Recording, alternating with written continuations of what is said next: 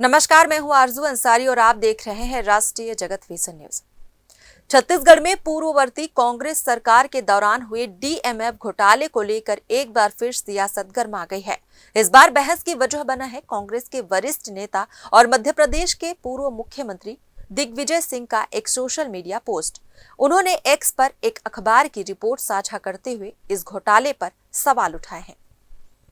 दिग्विजय सिंह के इस पोस्ट के बाद राज्य की राजनीति में हलचल मच गई है।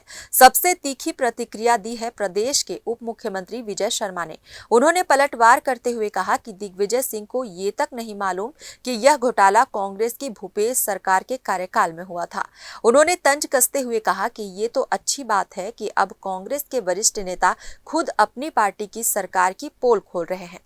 इस सियासी घमासान में एक और दिलचस्प मोड़ उस वक्त आया जब कांग्रेस के वरिष्ठ नेता और पूर्व उप मुख्यमंत्री टीएस सिंहदेव ने भी दिग्विजय सिंह की पोस्ट को अपने सोशल मीडिया अकाउंट में साझा किया, लेकिन कुछ ही देर बाद उन्होंने उसे डिलीट भी कर दिया।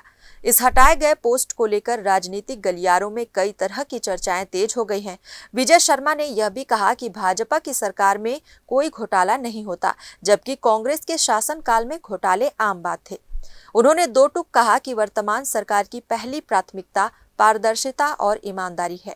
डीएमएफ घोटाले को लेकर पहले भी सियासी आरोप प्रत्यारोप चलते रहे हैं, लेकिन अब कांग्रेस के ही भीतर उठती आवाजों ने इस पूरे मामले को और पेचीदा बना दिया है।